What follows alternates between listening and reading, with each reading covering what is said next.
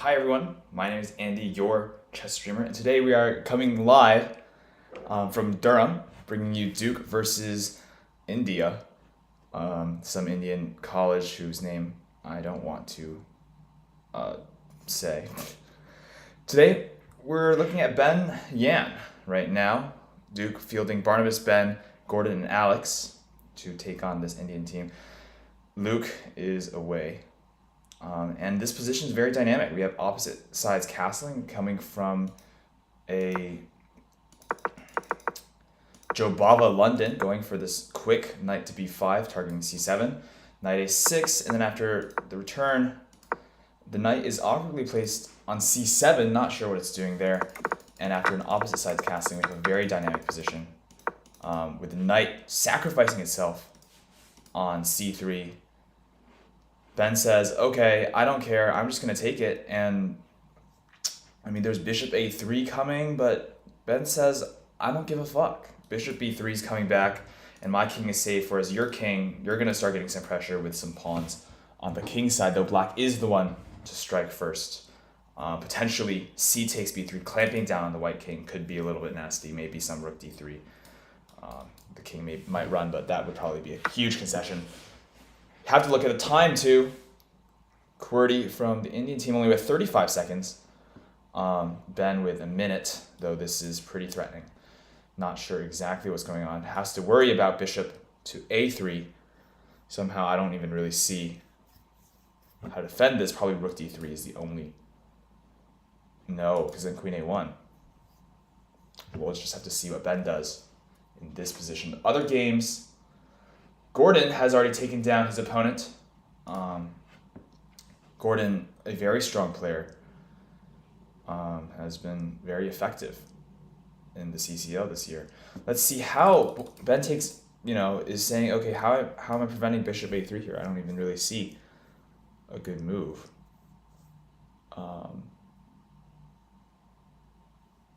Yeah, I'm not even sure. Knight to d3, sacrificing the bishop. This is an obvious concession. I'm defending the b2 square. We'll see if Ben can hold here. Though, because black sacrificed the knight, the material is still equal, but white's king obviously in much more danger. Pawn takes, probably trying to get the bishop to this long diagonal. But yeah, and maybe he's trying to start some play on his own. The knight on d3 guards this well. Perhaps we'll see some sort of exchange sack. But I think the time is going to get to QWERTY here. Yep, there goes the rook to d1, trying to sack here to get to a mate. But I mean, I'm just looking at some bishop to e5. Let's see if Ben feels the same way. Knight to e5, saying the queen is coming back. The queen coming to b3. Trade off, undoubling the pawns. And now we're just going to get to a bullet scramble. Ben very good at bullet. Says that's his specialty. Though in this position, he's just down. He's down a bishop. Wait, I was miscounting. He's just down a piece here. But, blundering the c2 bishop. And now, honestly, white is way winning. The bishop is pinned. The king has to come in, and pawns are equal. So Ben is just up a clean exchange. He should be able to convert. Other three games have also finished. Duke winning... Barnabas winning C. Wow, pushing with the h5 early. That's classy. Getting space in the center. I mean, white just looks pretty cramped here. Cracking out the king side. White's going to have to castle queen side. And too little, too late. Black just decides to stay in the center. And wins a piece here. And that's just the game. Blunders the queen at the last minute. Gordon here. Actually, let's watch Ben's live finish. See if he can convert this. He dropped a pawn, it seems like. This should still be an easy win.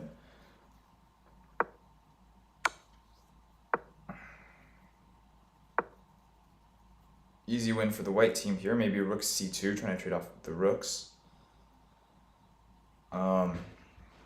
But I don't know. Is his phone Ben is playing on his phone. I don't know about that. Saying okay. You can't check me because my rook will take a4. That's I would never play that in this position. Rook c7, surely taking here. And now, all of white's pawns are on dark square, so the bishop can't participate. And that just seems like a move I wouldn't want to play. I mean, rook here seems pretty solid. Yeah, now rook b4 and this bishop is lost. And there should be resignation coming very soon from the black end. So Duke winning this 3-1. Yeah, that was a pretty good showing by everyone. Alex lost, but we won't need to show that game.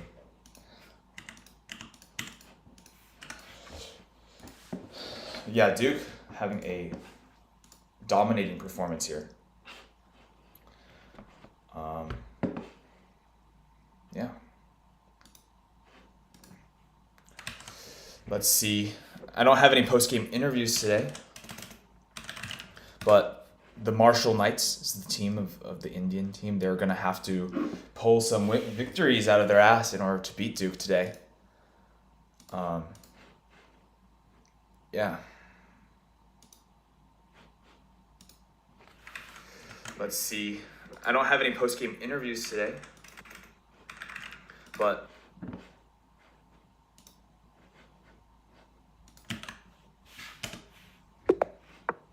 and the second round is starting. Very exciting, very fast-paced game. They were a bit late, but let's look at someone else's game. Barney here playing this g3 system, going for an early knight a4, trying to get rid of this dark square bishop, taking the bishop pair early in the game. Let's see if he just chops it or if he's going to potentially chops it, maybe play b3, d3, d3, okay, and then just playing a standard opening. I'm not a big fan of the English. I think it's pretty boring, but that's just my opinion. Yeah. Okay, let's look at another game. Gordon hasn't started his game yet.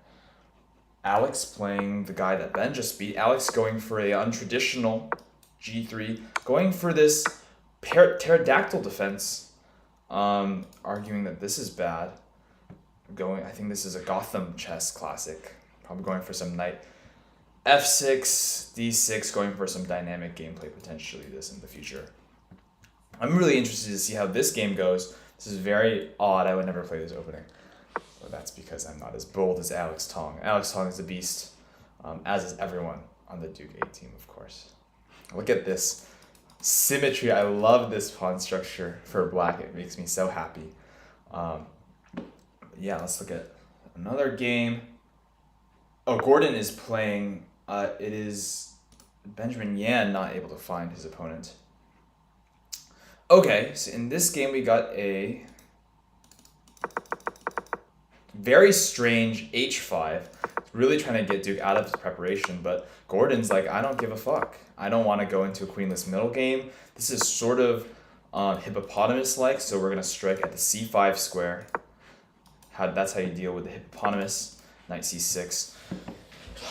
Another very interesting game, a very interesting opening choice from the Indian team. I guess that's different from Alex's game. Looks to be pretty dynamic. Black doesn't have too much space, mainly constrained on these 3 ranks. White, obviously, with a huge center, characteristic of a King's Indian. Probably will bring the bishop out soon. Probably not there, but castle kingside, enjoy a nice space game. Gordon, very good at taking advantage of his opponents, especially dark square weaknesses. Pawn is hanging, I'm assuming, some rook d1. We'll see if... Though this is actually... There's a lot of pressure here, so potentially chopping and then playing rook d1, but if queen takes, then...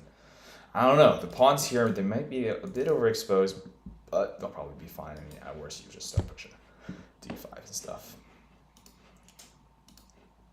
Benjamin Yan going for a... let's see. So a Queen's Gambit turned Catalan, going for this triangle defense.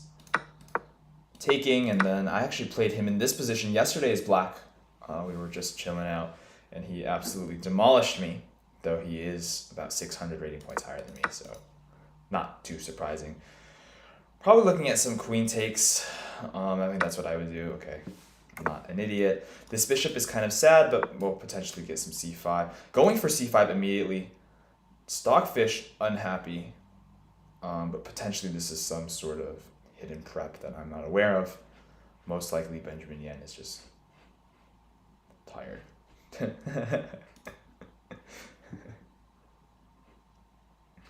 Cool.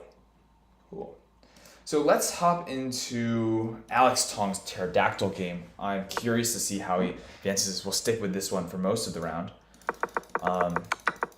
Again, we got this cool pawn structure, queen to a5, knight coming to b6, targeting this weak c4 square, no d pawn or b pawn to defend it. And yeah, his queen's on a7, the rook coming to f7, not exactly sure what that's going, potentially saying, okay, I'm going to prevent a knight coming here, potentially protecting this pawn in case the e-file opens. This is some prep that I am not aware of. e3, bishop e7, finishing development. Yeah, so white is saying, okay, I'm going to pile up defending here. Then we're coming to d1, likely going for some e6 maneuver and then opening up the center. I would start playing king to h8 in preparation. I mean, white's not really breaking through with anything here. This bishop is really out of the game. Same with this bishop. I mean, white's position looks really passive. Black has play, looking for potentially different pawn breaks, mainly this one in the center here. And if white does the same with e4, I mean, honestly, just takes, and the bishop becomes active. So, let's see if that happens. Takes, and the bishop's coming to f5, potentially taking first, and then bishop f5 coming with tempo. There's nothing happening on e7 because the prophylactic rook to f7 move. And, at the end of the day, the c pawn's going to be weak, and after the c pawn falls, the d pawn might fall. So, yeah. I think black is in a comfortable position, though he did open up the dark square bishop, allowing the dark square probably coming to e3 here to defend f2, but allowing this black to potentially sort of take advantage of these dark squares, but I guess the queen can't get in through these diagonals. Yeah, bishop h6 saying, okay, your rook came to f8, and now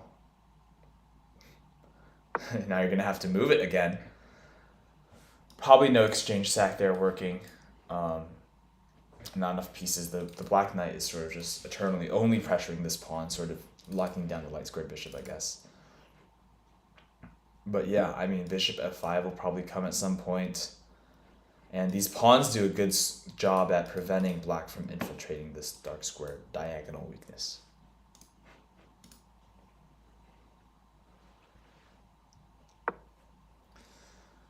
Queen coming to h4. Interesting, saying, I'm not exactly sure what it's saying actually. Now the queen is able to infiltrate. It's no longer on this diagonal, and saying, oh, how are you dealing with this f2 pressure? I mean, are you going to have to give up with f4 and say, okay, I'm going to open up my king to problems and locking this bishop from the defense of the queen side?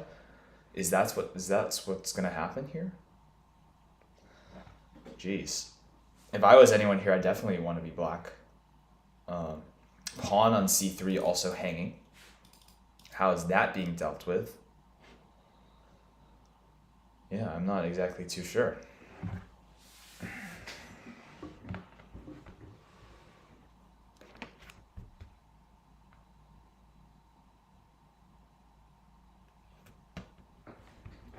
Not exactly too sure. Whew. Very, very interesting. Let's take a look at another game. Been on this for a while. Hopefully black can take advantage of these weaknesses, and we'll come back to see if he's done that. Let's go to Barnabas's game. Barnabas as white here. Black has this doubled rooks on the d file. Wow, sacking a minor piece. I come right in the heat of the action. Black takes potentially the bait or potentially calls white's bluff. Stockfish disliking white's position. If Barnabas goes down here, this is a serious mishap for the Duke team. But we'll see if white can take advantage of this open f-file to try and get some sort of counterplay. Knight f4, I mean, e3 sorts out the pawn structure, but sort of limits the attack. White already down a piece, might as well go for the rook takes and the tripling up. The file, though, if doing that, I mean, is queen to f8 just begging trades? Can I even help that? Okay, getting 2 rooks on the 7th, or on the 2nd, I guess. No checkmate here, though. Actually, just no checkmate here. The rook on a1 defending this back rank. Obviously, with perfect defense, black is just up a knight. I guess white does have 3 pawns, though 2 of them are isolated in the center. Stockfish really hating white's position, saying, you have no counterplay. But Stockfish always says that.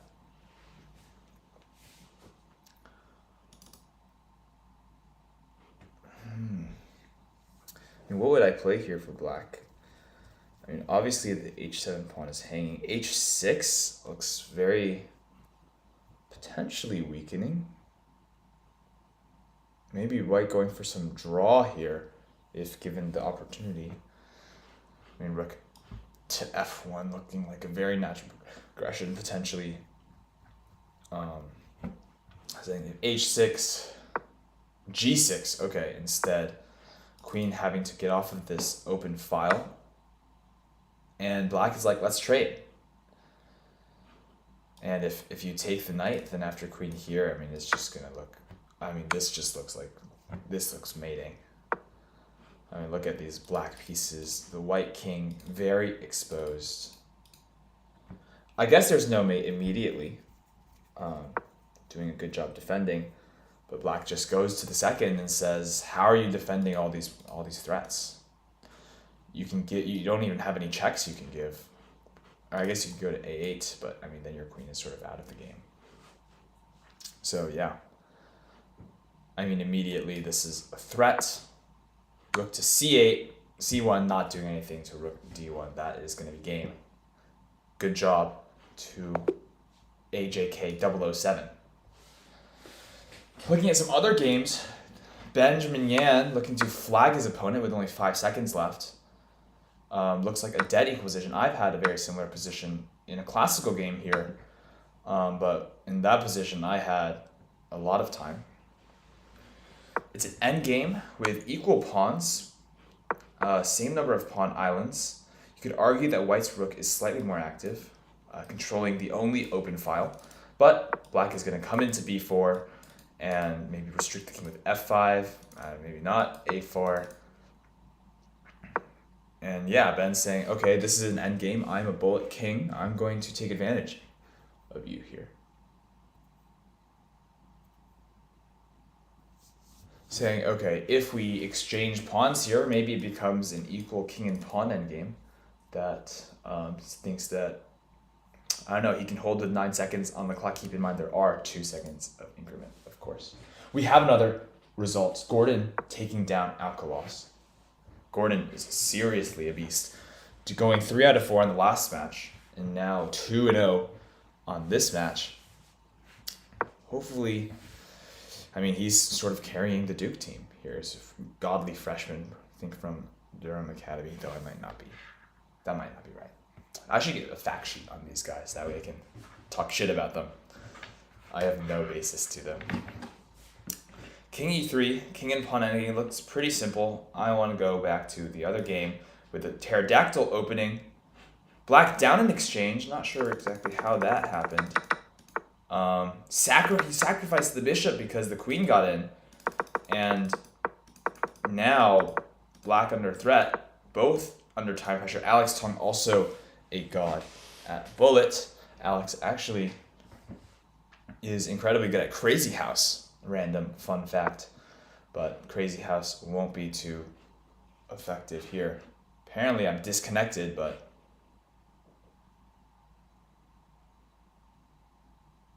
yeah, I'm disconnected. I'm gonna have to refresh the page.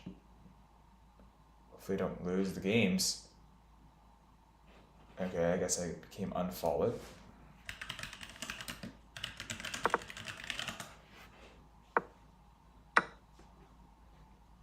White chopping in here, Not looking too good. This is looking poor. Oh, he's up. He's down a rook. And Alex is out of time. Unfortunate.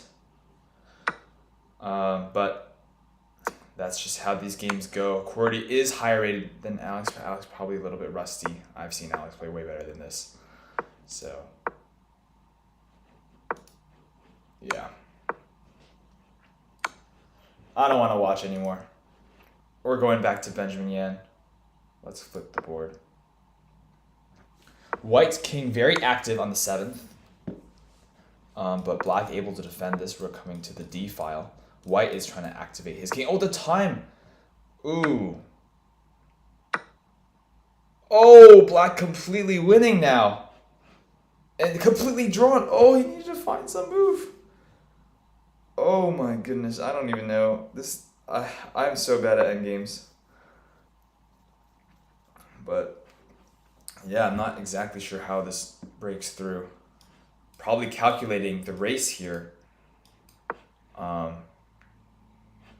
King g2, saying, is this a draw? Oh, it's not. Black is winning this race with c4. Oh, that's insane. c4 move, hilarious. Now the rook coming here and building the bridge, very smart. Probably king. Okay, I don't even know how this works. But this is just a classic endgame. Ben is never going to lose this. The rook behind the pawn. I mean, I'm looking for a resignation soon. The king going to come up. The bridge has already been built. Oh,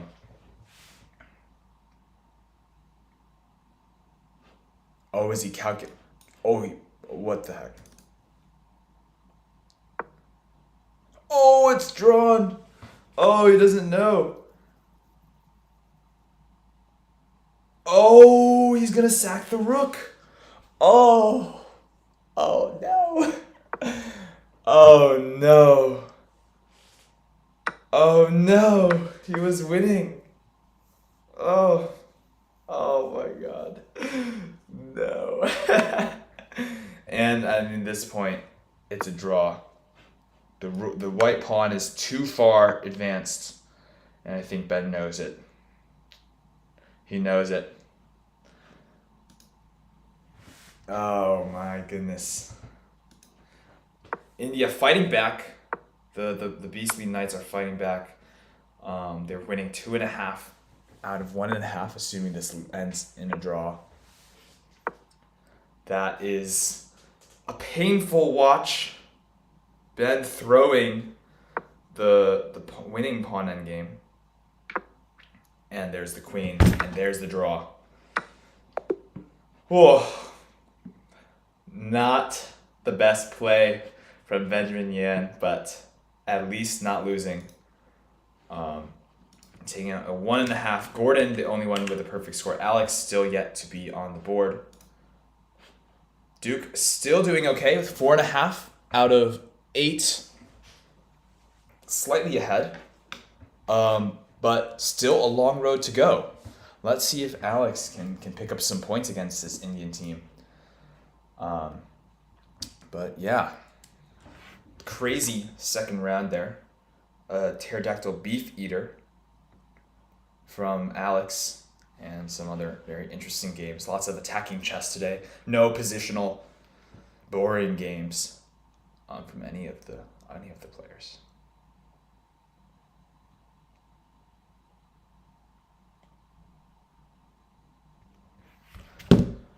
Oh, probably taking some sort of water break. I mean, I feel like I need a water break. I'm stressed out for them. But yeah. Duke actually today playing there's an in-person tournament actually on Duke campus, the Duke October Classic. Lots of players going there enjoying. None of these guys obviously playing in that tournament. And yeah, let's stick with Alex at the beginning here, going for a Spanish game. No Morphy defense. I don't know if this was a pre-move or something, but I have never seen this bishop c5 line in the Spanish. Saying after knight takes, obviously here, why Can't just take because of d4 forking. Classic defense. Sacrificing a bishop. This isn't Bughouse. Alex is very good at defending these types of positions because he's a crazy house god. And white just simply up a bishop in the opening. Yeah, e4 is obviously hanging. I don't know if this was some sort of gambit line. But I mean, I just want to play g3, and if takes, just take the knight. I mean, what is black doing here? Alex obviously having to be careful. It's scary. Doesn't want anyone plopping a knight on g4.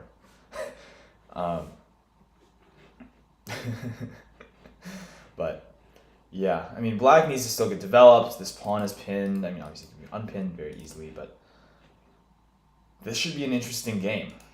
Let's look at, it's the only one going, so I'll stay here. g3 happening, and let's see if knight g4 comes. I mean, even if knight g4, just king g2, and okay, he's defending, and I mean, I just want to play some bishop. No, I don't. Ignore that. Ignore that. Yeah, and now I just want to develop.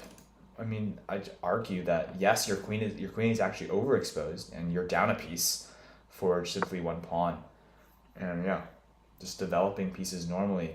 How are your pieces coming to the game? Queen looking very low on squares. Maybe he can trap it somehow.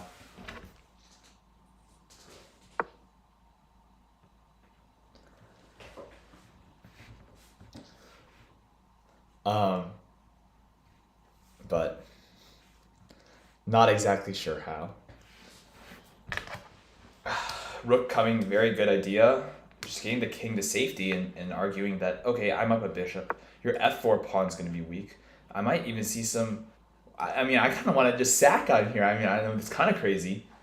But, I mean, probably just bishop to c4 or queen to f3. I mean, you do want to prevent the king from castling. But, I mean, this is sort of a dream position for white. Definitely a pre-move, bishop c5. And just losing an advantage here. No other games have started yet, I believe. Oh no, I am just not following anyone.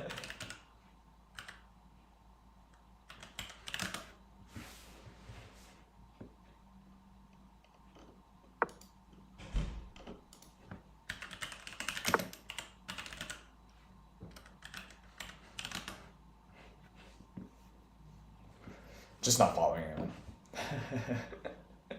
Yeah, chess.com, not my favorite site, but I mean, I'm not trying to get sponsored, so I can say whatever I want. Let's see how Ben is doing after that draw. At least it wasn't a loss. Playing their lowest rated player. Oh, another huge center. Gordon was able to take down it last game.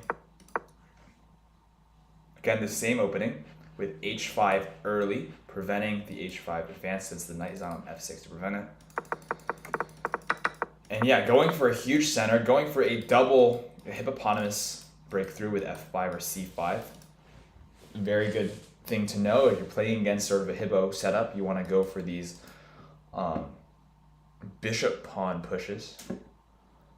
And Stockfish says, Black, you're in a bind. I mean, you have no space again, and underdeveloping your knight, setting up for the next game, probably not going to help. Just cracking open in the center. I mean, the rook might be coming to the f-file, e5, looking to target the g6 square, saying, King, you better get castled now, and you can't. So, I mean, if you just take the king, I mean, it's almost mated. The king has sort of this force field, this bishop pair, and then the rook is coming to this file.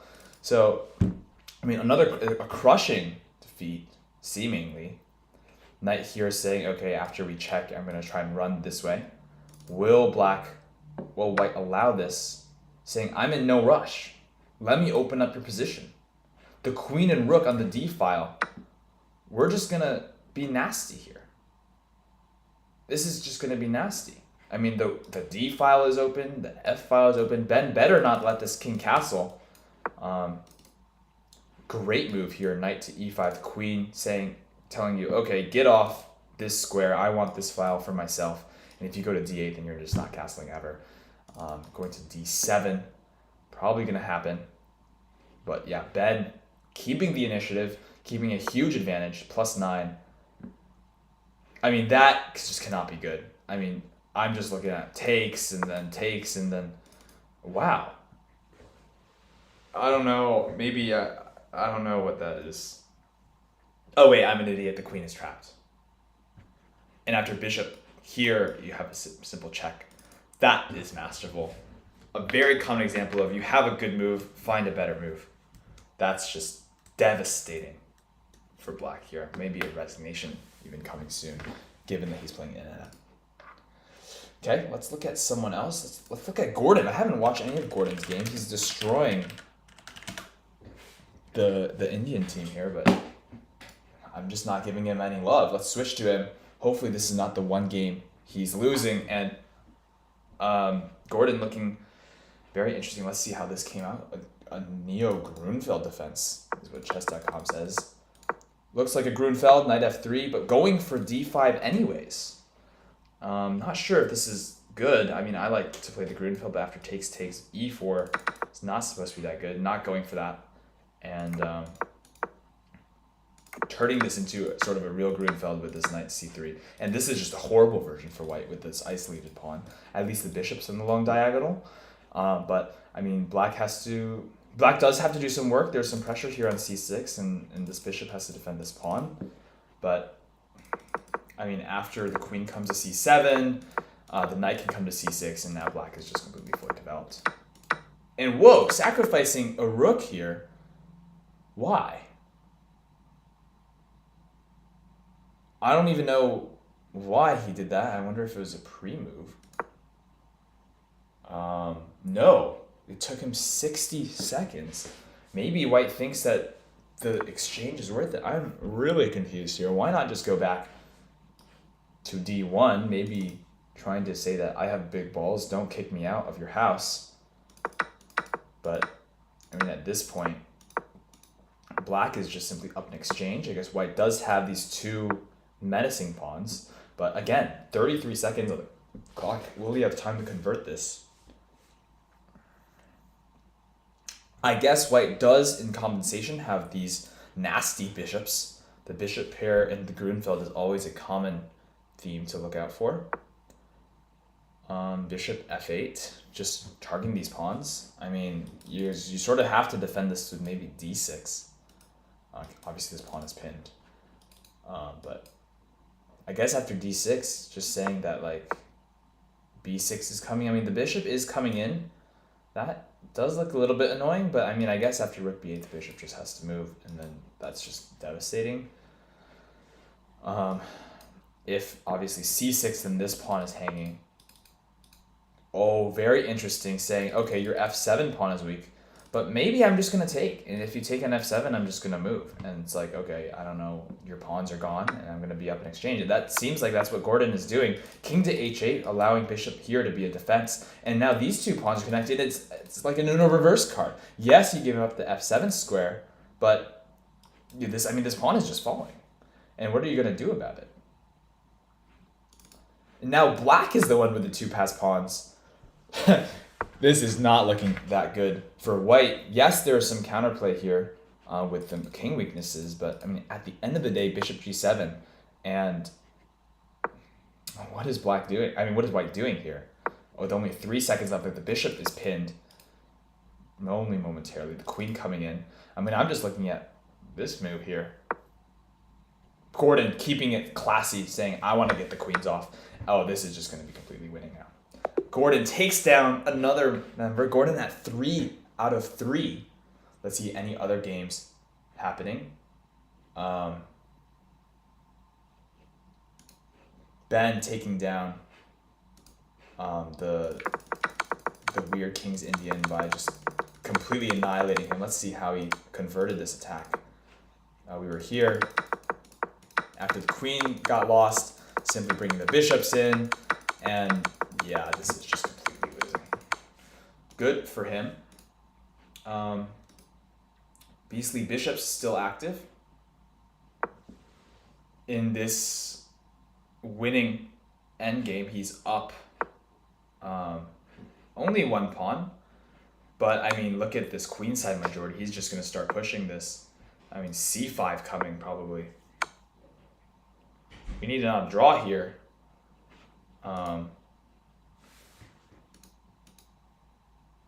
But yeah, b4 pawn is falling, but Stockfish still liking white. Definitely a lot harder than before. What would I do in this position? I would first not lose on time. King d4, now maybe rook to e2, rook a2, coming into the 7th rank that way. And okay, yeah, that makes sense. And the b6 pawn is hanging. Yes, there's some checks, but oh wow, disliking this f5 check. King e3, getting closer to this rook. He's potentially saying, I want to go for this pawn, but I mean, after you move, the king can defend this pawn. This pawn is still in pressure. Rook to d6, becoming passiver. I mean, maybe just... Actually, never mind. We're coming to the 8th rank. This is an endgame. Let's see how Barnabas is doing. I haven't caught up with him. His username is so long, I don't even know how to spell it.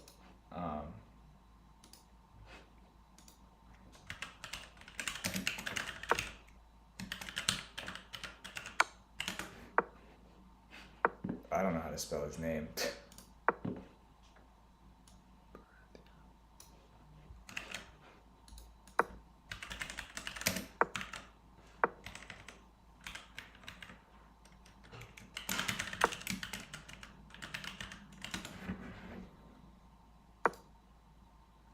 He's still playing as well. Let's check in to see how he's doing.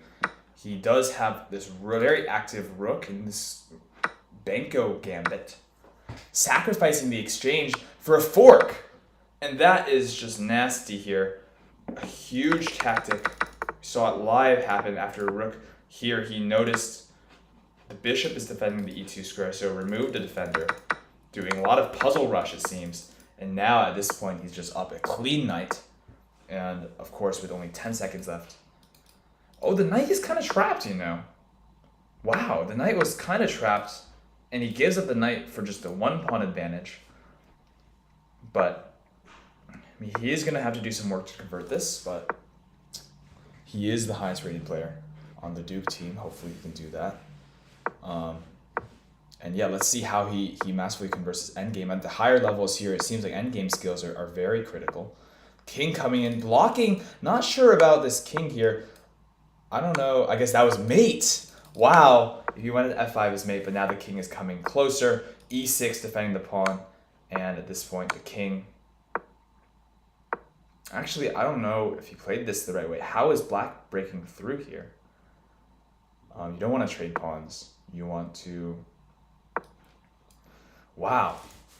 The knight was almost trapped there. Crazy. Now, white having counterplay, probably just brick to b7. Maybe he has to settle for a draw here.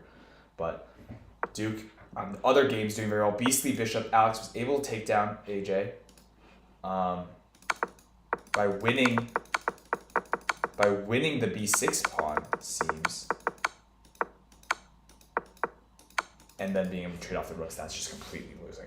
So Duke winning 3-0 after losing a round. Will they be able to go 4? This one, however, looking more drawish the more I look at it. Though he does create a passed pawn. If anyone's pushing for a win, obviously it's black. But, I mean, even if we don't get a win, I mean, we have a huge 2.5, 3. Alex with his first win. We only need a draw to tie it. And if this is a win, then we don't even need to win a single game in the 4th round. So Barnabas is obviously going to push. He's pushing with this passed pawn. Passed pawns are meant to be pushed. King coming in. That's just not going to work, is it? I don't think that's going to work. And now the rook is active. And honestly, I feel like there's going to be some zugzwang here at some point. Okay. Trying to go after this g6 pawn. Probably too little, too late. I mean, rook to e5. And... What the? Stockfish is going crazy, disliking rook e5, but at this point, this is just, oh, what a clean win. Though it was drawn, Black wins by resignation, and the Duke A team takes the match 8.5 to 3.5, clean sweeping them, saying, "Okay, you wanna play with us by beating us on 2.5 boards. You're just gonna get completely fucked in the next round." So, good job to the Duke A team. Now this last match is only for exhibition. Let's see if we can get some crazy openings going on. Yeah.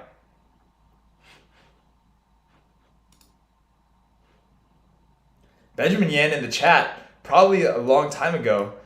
But thank you. I'm happy that you like my commentary.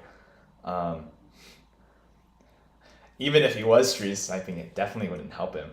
In fact, it would probably hurt him, since my suggestions are usually quite dubious. But yeah, now we're just waiting on the final board. Let's see if this team just gives up. No, they don't. They want to play more. I mean, chess is fun, and the game is aborted, but restarts swiftly. Alex playing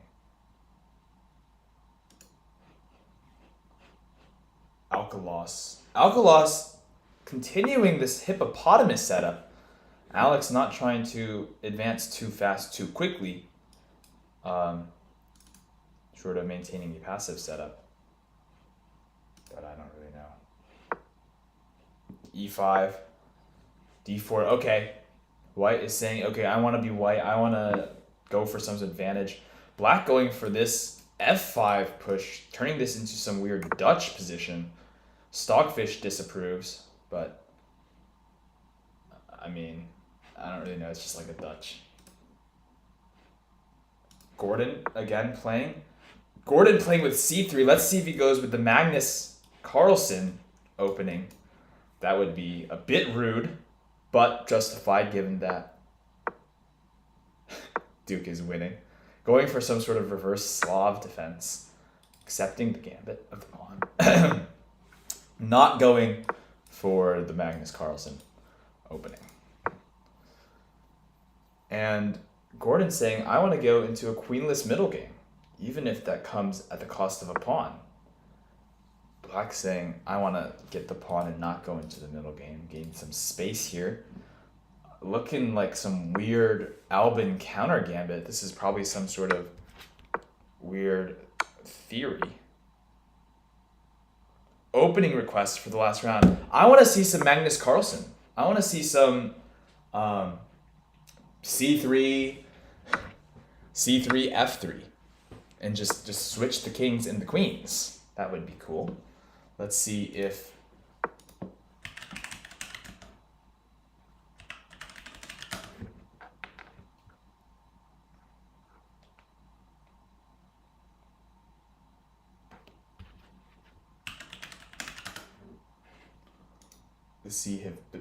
Benjamin Yan even gets in a game.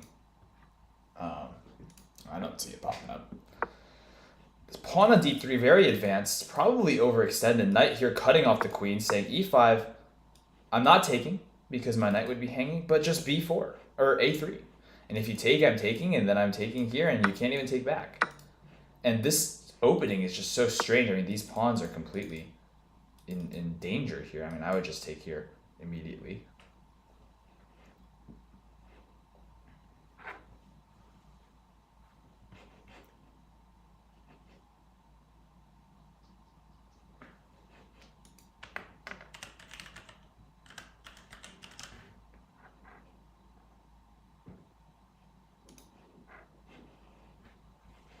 Gordon's position, very strange.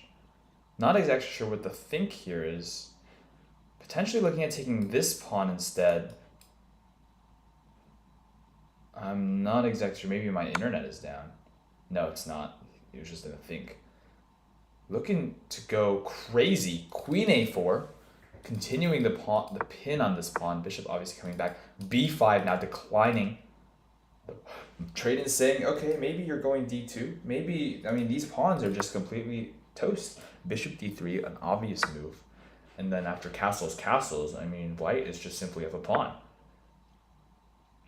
I mean, b6 is with check, but that's probably not good. Saying, okay, I want to double up your pawns on the king side here. But we'll see how that goes.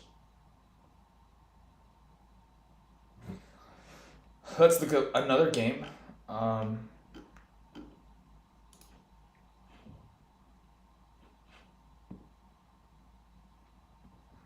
Rook to e8 in this Queen's Indian defense. Sort of transposing, I guess, from this knight f3 ready shenanigans. Yeah, looks like a pretty normal position, not opting for the hanging pawns, instead an isolated d pawn. We know what happened to Barney in the last round with the hanging pawns, them pushing all the way down to d3, c3, if you guys remember that. That was a disaster. Obviously putting a knight in front of the isolated pawn, very thematic. Bringing the knight to the edge to attack the bishop. Bishop drops back to e3. Knight coming forward, getting the bishop pair, and a pawn. Saying you're attacking my queen, there's no pin. And looking at, okay, after bishop takes knight critical move here. Allowing the queen to take such that there's no pin. That is a beautiful intermediate move. Yeah, let's see if there's game aborted. Not exactly sure what that is. Maybe AJ just doesn't want to play. Or if it was Benjamin Yan who aborted the game, I guess we will never know. Okay, let's look at Alex's game. Okay. Hippopotamus Alex with the monster knight on f3. But not a clear way of infiltrating these light squares without a light squared bishop. Probably treated that off. Some tension on the dark squares. I don't like how Alex's king is so exposed because of this Dutch idea. But that's okay. Let's look at this. An Alekhine exchange variation. Taking with the d pawn. Okay, I like taking with the e pawn, going for this fianchetto setup. This is also okay. This is a more passive, not passive, but more quiet line of the Alekhine. And after bishop e7, not going for this fianchetto setup, white is just going for an attack. And to be honest, I don't like this type of position for black. I guess with the fianchetto, h4 is even more scary. We might see some h6, but then have to worry about some sort of sacrifice here. Not sure. Obviously, looking a little bit uncomfortable. That's okay. Knight b to d7, not opting to go for to c6, probably going for some c6 push. And there is the Greek gift attack. Stockfish denying this works. After queen h5, just knight to f6, defending the h7 square. And that's probably what Ben was looking at. Looking at the sack, saying, okay, after bringing the knight to d7, I can bring it to f6. And there's no issues here. I mean, the queen has to get off of this diagonal of the pawn. The rook did not open up here. And now probably after queen here, the bishop can come here. And if the queen doesn't go there, then the bishop comes to f5. And white is just simply down a bishop. A disaster sacrifice. A faux Greek gift. Maybe a Greek gift for black. Actually, Ben was wearing a Greek shirt yesterday, maybe anticipating some sort of gifting. Now after queen e2, I mean, bishop f5, defending h7, and even after h5, Ben is like, I don't give two shits about your potentially opened h file, going for d5 in slow motion. Typically in these types of positions, black likes to go c5, and then white can jump in with knight to c4. Let's see if that happens. Typically there's a bishop here. Yeah, just trading off the bishops, opening up the f file. You are up a piece, so you might as well start trading. Bishop to g4, masterful, going for prevention of castling. Bishop h5, blocking this pawn. This is a stellar defensive piece here. The knight, obviously guarding checkmate. I have to be a little bit careful of sacks, but obviously he's going to see it. And yeah, at any point, bishop g6. The queen has to go back, and the knight coming into the center, taking advantage of the lack of f-pawn. And yeah, I mean, there's even some bishop h4 checks here, though that could be a bit dangerous, probably wanting to keep the h-file closed. No, he doesn't give a fuck. He's like, I don't care if your h-file is opened. You have no material. Your king is exposed. In fact, I'm going to be attacking you. Ben is not dealing with shenanigans, going all out, even though it's the last round. Perhaps because it's the last round. Gordon taking out QWERTY. Gordon going 4 out of 4 this week in this game with this weird c3 opening. Gordon, a freshman, completely annihilated. QWERTY just has enough. I mean, they're not winning the game anyway. The pawn is coming. This is just, I mean, a weird position coming from the c3 opening, but masterful gameplay by Gordon here. Gordon playing above his rating. And yeah, Alex in a time scramble with this rook on f3. King weak because of this f4 push. Stockfish says equal, though I mean, there's definitely play for both sides. I don't think he can take. But yeah, let's go back to Barney's game. Barney with a significant time advantage with a rook on a8 and an extra pawn. Yes, there's 2 majors on the king side, but the pawns, they're just blocking the majors, saying, I mean, I don't know, I'm just I'm just saying you can be here, but I'm just gonna block you, just like how I get blocked while doing code reviews in software engineering. Not too interesting though. Going into an endgame up a pawn simply just slightly better.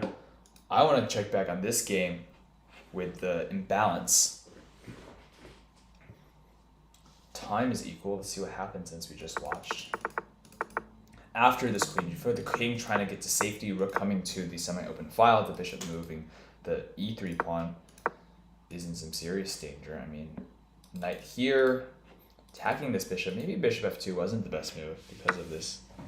What the hell? That is bold.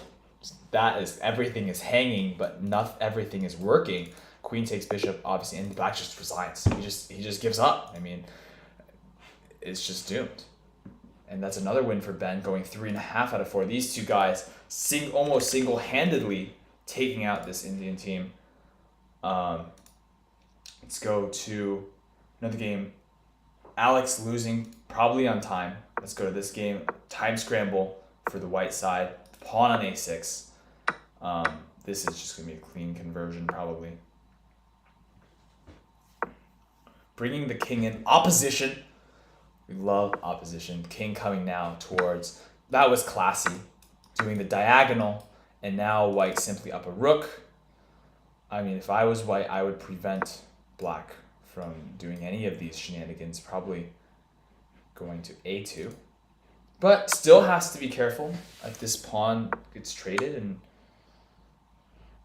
then there could be a draw. But after king here, I mean, yes, he can come in, but at the end of the day, I think the king is too close.